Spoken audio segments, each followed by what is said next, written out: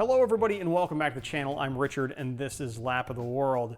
You join me today for what should be the last in the Gallardo track prep video series, because the next video that you see this car in will be from a racetrack somewhere. So get excited for that. But what we're doing today in the last phase of our preparation is putting together what we're going to need at the track with this car. So we're going to be assembling a minimalist toolbox, minimalist toolkit, I guess, to go along with this car as we're taking it to the track. Now, the philosophy of assembling such a toolbox is something that I have applied to my experience with the NSX as well, and is really applicable to any car. Obviously, this video is going to be focused on the early Gallardo, which could be kind of by extension be transferable to some other German stuff, early R8s, even though they don't share quite the same drivetrain. A lot of the rest of the ancillaries will probably be close because they're both kind of Audi influenced vehicles there. But the goal here is to carry with us as few tools as possible, taking up as little space as possible, while still allowing ourselves to address the maximum number of potential problems or situations without having to resort to outside help. In other words, you can get your car back running with some, with what you have with you without having to immediately call a tow truck or have it, flatbedded to a shop somewhere for them to tighten a hose or, replace a hose clamp or tighten something up or replace a couple of screws. That's what we're here to do. But without further ado, now we've kind of gotten into some of the philosophy there, let's get to what we actually have laid out, and we'll kind of talk through the why of all of these items. Everything you see in front of you now is what we're going to be bringing to the track, minus a jack and a jack stand. There is only a little bit of redundancy on this table, and the redundancy that's there is because I've run into situations where it was necessary. For instance, we've got two different lengths of the same size of sockets, and that's because I've run into situations where you either really needed a deep socket or you really had to have a shallow socket for clearance purposes or otherwise. So any redundancy that's out here has a reason, but let's start with what we have here and we'll walk through it, starting on the left side of the table with the wrenches. We've got a 24mm box wrench for some of the drain plugs on the car. And we have an adjustable wrench for kind of everything that's going to be in between or weird sizes. But most of your work is going to be done with 15, 13, 11, or 10mm box wrenches when you're needing a wrench. Moving inward from that, we've got a set of adjustable pliers, a set of needle node pliers, and a couple of socket extensions. Above those, we have two different sizes of ratchet handle. I could probably pare that down to one if I were pressed for space. In this case, I do have enough room, so bringing them both doesn't hurt. Above that, a short-ish breaker bar, and then at the top of the table, a torque wrench. Then below that, starting with the sockets in the middle of the table, we've got a 19mm socket for the wheel bolts. And then with the regular sockets, we have 15, 13, 11, 10, and 7mm sockets in both deep and shallow. Moving on to the hex bits, we start that with 17, 14, 8, 6, and 5mm hex bits, then a T30 bit and a small adapter. Below that, we've got some Allen keys in various metric sizes. Moving right on the table, we start with the large screwdriver, aka prying implement number 1. We have a Phillips head, number 2 Phillips head, a smaller flathead, which is that's hose clamps, typically the use case there. Then the kind of the similar assortment of Torx drivers. So we've got a T30, 25, 20, 15, and T10 is the smallest Torx driver there. The big ones are for some of the larger body panel under tray pieces. The smaller ones for things like fender liner screws and so on. Now we're getting into the, I guess above those we have because this car is OBD2, we have an OBD2 code scanner that we can use for quick diagnostics when we are having some issue that does actually bother to throw a cell code for us.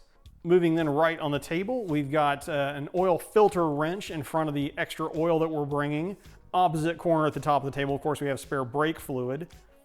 Bottom right of the table, we've got an assortment of hose and fuel line clamps in various sizes. Just like a couple for the fuel line sizes, because those are also used on some of the small coolant hoses. If you've watched some previous videos, you know those can have, cause issues. I recently changed them just in case I didn't get everything quite tight enough. I want to make sure that I have extras of those. And then the hose clamps themselves, most of the hose clamps on this car are unfortunately worm drive clamps and not spring clamps. But that does mean you have some flexible options with respect to what you can bring to deal with them. So like the largest size there would be more for the throttle body inlets. And then these smaller ones would be things like larger coolant lines and so on. Above that, we've got our reads by the single PSI tire gauge. And then also critically, one thing that I've learned from my travels with the NSX is to bring a bag of just assorted spare hardware. So things that hardware that I've sourced or taken off of the car in the course of, swapping parts around, I hang on to that because it's likely that it's going to match hardware used elsewhere on the car. So if something were to just go missing as a result of the vibrations and bumps and jostling that it might endure on a racetrack, you have that extra, weird specific fastener that you might not be able to grab off the shelf somewhere. You have it with you, or at least you have a chance of having it with you. And then of course, if nothing else works, on top of the oil bottle back there, you have a small assortment of zip ties. So with that said, that's what's going to go in the car. So we'll get this in the toolbox and show you where it's all going to fit for now. So before we actually stow it in the car, let me show you how all of this packs down. You'll notice I have a few things laying out still. Our tire gauge and OBD2 scanner will just go in the glove box. The torque wrench will be packed separately in its own case. And the fluids will get stored, they will get double bagged and left out again on their own separately, just to avoid the risk of any puncture by tool or anything like that. But what we have here is something that I had laying around. Again, we're kind of, I've got an NSX motor that needs repaired, so I had to work with what I've got here. But this is the laptop carrying case from some kind of dinosaur that I would have carried around for my old job. And I've repurposed it now because it's pretty, it's some pretty industrial, like faux canvas stuff. And in this outer compartment, this is where I've put the wrenches, ratchet handles, hex wrenches, Allen wrenches, pair pliers, and then in this compartment right here, we have some of the spare hardware and hose clamps. That left the main compartment though.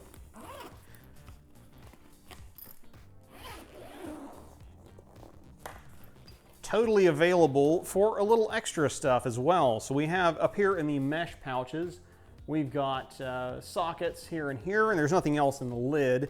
But then down here, we've got kind of a somewhat untidy pile of wrenches and screwdrivers at the bottom. That was just kind of unavoidable. But it left room though for a broken down jack stand here, a couple of pairs of pliers, a hockey puck for the top of the jack stand, and even an electric impact. In case I want to get a wheel off fairly quickly, I can do so. So we have overachieved with our packing efficiency here, I think. So with that said, let's move over to the car and see where all of this stuff goes. With most things now stored in the car, let's take a look and see where we've landed from a packing standpoint. In the frunk, we have our impromptu tool bag, our spare fluids, and our torque wrench already ensconced in here. That has left some room to either side for small items, as well as at least probably double, well, at least again the same volume for the tool bag there in front of it, should we need to carry something else in there like an overnight bag or some personal luggage. We have a little bit of room again over here on this side, and then there is this small cutout here where you could carry something probably soft or fairly thin. Extra jacket this time of year, for instance, or something like that. But that's what we have in the front. Let's move to the interior. In the passenger compartment, at least for solo travel, let it be known that a small aluminum racing jack will fit crossways in the floorboard. The jack handle will break down and fit either in front of or behind that. As noted, we'll have a couple of small things in the glove box, but the glove boxes in these cars are tiny, so don't expect much. But that does leave the parcel shelf that's behind the seats open for helmet, overnight bag, and other personal effects. And that is pretty much it for storage in an early Gallardo. Anything behind that is all V10. There is no trunk to speak of. As in the NSX, we would have a small trunk area behind the engine compartment, not so much here. So you're pretty much working with whatever you can fit in the cabin and in the frunk. Now, all of this stuff is, of course, in addition to what I would call your usual roadside bag, which would contain things like an air pump, some slime fix-a-flat type stuff, and a tire plug kit, as well as the odd spare fuses and things of that nature.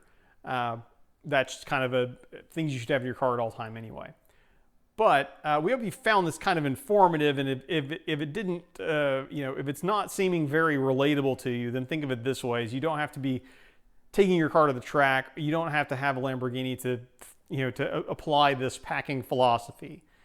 This could be if you like to, if you're taking the minivan on vacation, or the Lamborghini to a racetrack, or the Lamborghini on a rally, whatever the case may be. You can kind of put this packing into effect where you can bring just enough with you that it's not eating into your room for your luggage or your significant other in the passenger seat or whatever the case may be, but it's going to give you the ability to not be solely reliant on cell service. Should you be crossing Nevada somewhere, or be up in the mountains here in Tennessee for that matter, where you might not have reception, and you're going to either end up having to if you have something simple happen, you have stuff with you, you can fix it by the side of the road and then at least limp the car down to where you have reception to call for a tow, rather than having to hike it or thumb it back down the mountain to where you can make a call and then get a truck up there, which if you've, as I well know from our recent experience with our Volkswagen, can take some hours even if you're on the interstate. So it's an opportunity to kind of save the vacation, get that last session in, or keep stay with the rally and get to your finishing point for the day closer, in time for dinner or whatever the case may be, just by having a little bit of having put some thought into what you're bringing with you, but not taking the kitchen sink approach. When you travel like we like to travel, which is kind of fast and light, you don't have the opportunity to take the kitchen sink approach. We're not pulling a hauler. We're not usually taking a chase vehicle with us. I think for our upcoming trip, since this is the first time out, we might take a chase vehicle just in case. But normally speaking, you've seen Liz and I pack all of our stuff in a single NSX, drive it across the country, do a track event, do a social event, do some scenic drives, drive back with it, covering 8,000–9,000 miles in a stretch, and having all that stuff in the same car. Is this car going to be able to accomplish that the same much? A little bit of an NSX versus Gallardo comparison there? Probably not, but that's a video for another day before I get too rambly. For now, again, I hope you found the video informative, if not entertaining, and we hope you enjoyed watching. If you've made it this far, thank you so much. You're a hero. Please consider subscribing. If you want to see some behind the scenes of what we're doing here, you can also check out our Patreon via the link in the description. And if I've missed anything here, of course, comment down below. But we will see you in the next video, which will be, well, the next video with this car will be at a track. We will, of course, have some updates on the NSX in the meantime. We have not abandoned that, and we know you guys are all very curious, or at least that large demographic chunk of my audience is very curious. And the rest of you can come along for the ride. But regardless of that, we will get to all of that in the forthcoming installments on Lap the World. And with that, I'm Richard, and we will see you in the next video, if not at the track.